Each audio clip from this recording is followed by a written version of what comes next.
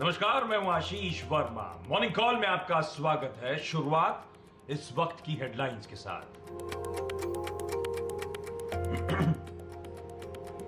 Global संकेत शानदार। अमेरिकी कंपनी गिलियाड साइंसेस को कोरोना की कारगर दवा मिलने की उम्मीद में डाउ फ्यूचर्स 800 पॉइंट से ज्यादा चढ़े। कल बढ़त पर बंद हुए थे डाउ, S&P 500 और नैस्डैक। एशिया में भी आज जोरदार तेजी। SGX निफ्टी में 2.5% का उछाल।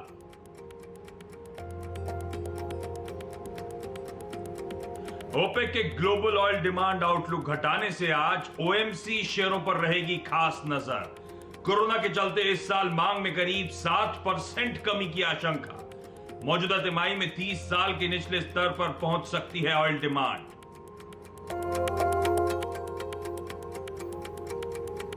TCS के नतीजे मिले जुले। डॉलर रेवेन्यू 2.5% गिरा। कांस्टेंट करेंसी रेवेन्यू ग्रोथ भी उम्मीद से कम, लेकिन मार्जिन्स में हल्की बढ़ोतरी। कंपनी ने बरकरार रखा 26 से 28% का long term margin guidance. Management के मुताबिक अगली तिमाही में दिखेगा कोरोना का सबसे ज्यादा असर।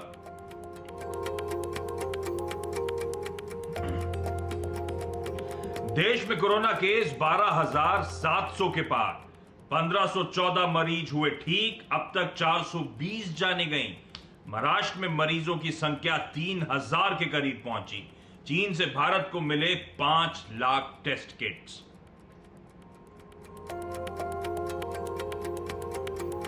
और धीरे धीरे ही सही, लेकिन फिर से घूमने लगा इकोनॉमी का चक्का।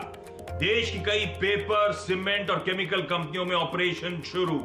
Pidilite, SRF, Sudarshan Chemicals, Navin Fluorine के प्लांट खुले। Emami Paper, West Coast Paper में भी कामकाज की शुरुआत।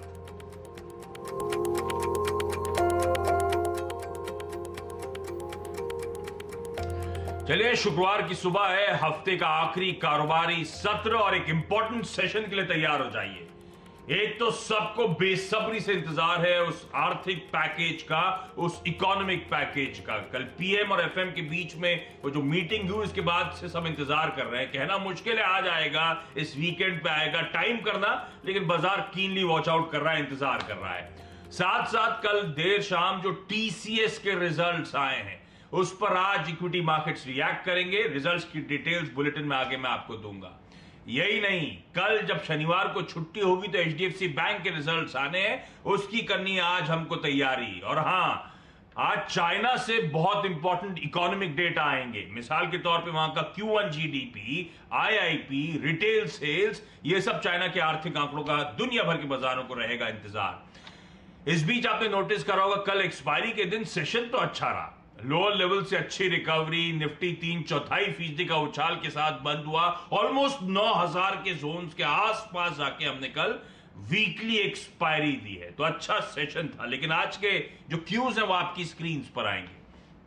कल जब 3:30 बजे हम बाजार में कामकाज की समाप्ति कर रहे थे, डाउ फ्यूचर्स था 100 पॉइंट ऊपर और यूएस में हल्की बढ़त ही देखने को मिली। 33 पॉइंट का डाउ में दरअसल उछाल था। पर हाईलाइट है डाउ फ्यूचर्स जो आज सुबह आपको नजर आ रहे हैं। लास्ट काउंट पे डाउ फ्यूचर्स 850 पॉइंट के उछाल के साथ इस समय कामकाज करते हुए, और इस तरह की तेजी डाउ फ्यूचर्स में इसीलिए आ रही है कि रिपोर्ट्स हैं कि अमेरिकी कंपनी गिलियड साइंसेस नाम की कंपनी है, जिसकी जो दवा है वो लग रहा है कोरोना वायरस की फाइट के अगेंस्ट में इफेक्टिव है। दरअसल शिकागो हॉस्पिटल ने कुछ पेशेंट्स को ट्रायल बेसिस पे ट्रीट करा था रेमडेसिविर नाम की दवा के साथ, और वहां पे जो सिवियर सिम्टम्स वाले कोरोना वायरस के पेशेंट्स थे वो बहुत रिकवर होते हुए नजर आए, रैपिडली, बहुत जल्द रिकवर होते हुए नजर आए। तो इस रिपोर्ट के बाद हमने देखा उस कंपनी का स्टॉक फटा, डाउ फ्यूचर्स में उछाल आया। और डाउ फ्यूचर्स क्या, अब तो अक्रॉस द ग्लोब आपको मजबूती के साथ कामकाज होता हुआ नजर आएगा। कॉस्पी, निक्केई, एशिया के जो मार्केट्स खुल चुके हैं, गजब का मोमेंटम उन सब में है।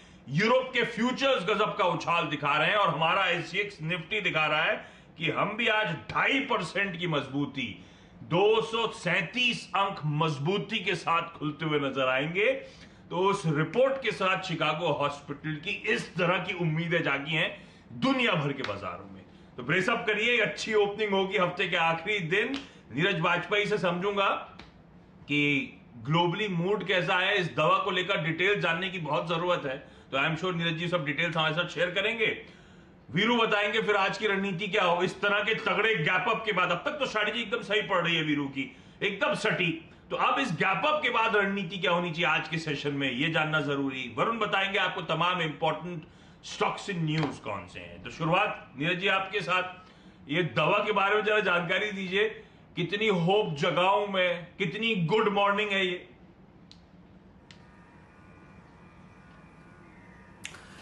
देखिए, पहले आप जो दवा की बात कर रहे हैं उसकी बात कर लेते हैं। गिलीड साइंसेस जो एक ब्रिटिश कंपनी है, उसने जो है बनाया है ये।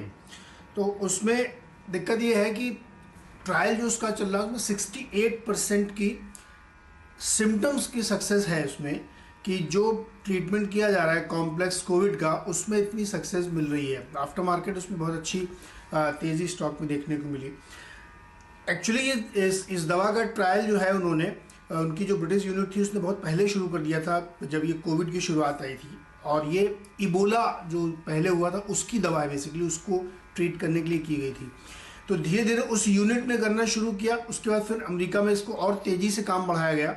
और ये अब तक के जो सिम्टम्स लग रहे हैं उससे ऐसा लग रहा है कि कैलिफोर्निया के एक हॉस्पिटल में जो बहुत एक्यूट पेशेंट है उसको दिया गया। तो ये एक सक्सेस हो सकती है, ये एक खबर है।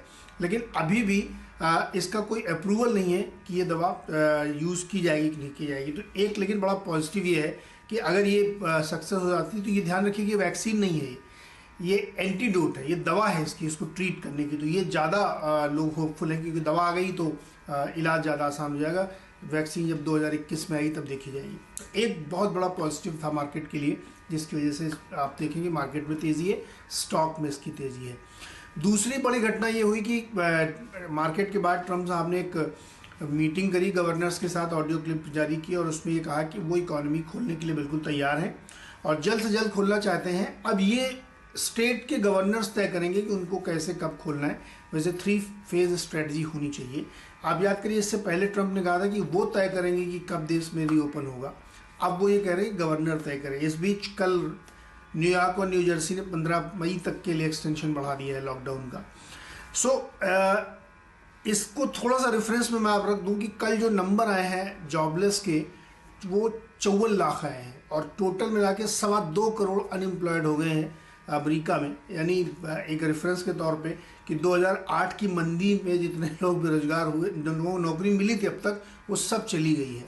तो कुछ लोग कह रहे हैं कि ट्रम्प साहब का ये जो बयान है कि मैं जल्दी से इकॉनमी रीओपन करना चाहता हूँ, ये सब इसलिए क्योंकि नौकरियां लोगों की चली गई हैं, 2.25 करोड़ आदमी बेरोजगार है, इसलिए ये एक स्टेटमेंट है। मेडिकल फ्रेटर्निटी का मानना है कि अगर आप इतनी जल्दी रीओपन करेंगे तो बहुत तेज़ी से कोरोना बाउंस बैक करेगा, और वो नंबर में दिख रहा है। आज के भी नंबर आप देखें तो 25-26 हज़ार नए केसेस आए हैं और नंबर बहुत तेज़ी से बढ़ रहे हैं। तो मुझे लगता है इस बयानों को थोड़ा सा संदर्भ में देखना चाहिए, एकदम मैडनेस की तरह इसको नहीं देखना चाहिए। देखना